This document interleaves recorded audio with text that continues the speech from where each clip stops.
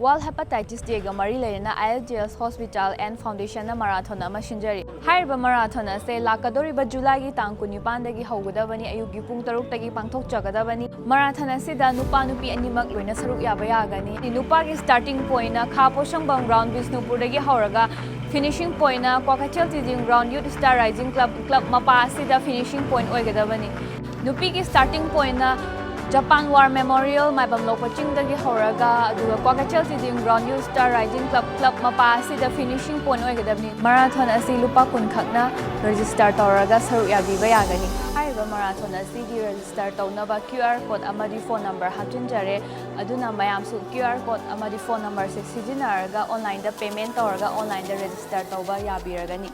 Kanagumana online da register tawbagi khudong chadaba lairagadi Ilds Hospital Kwakatel haino khonembi thotom laikai da lakpiduna form lauraga register tawbiba yaragani.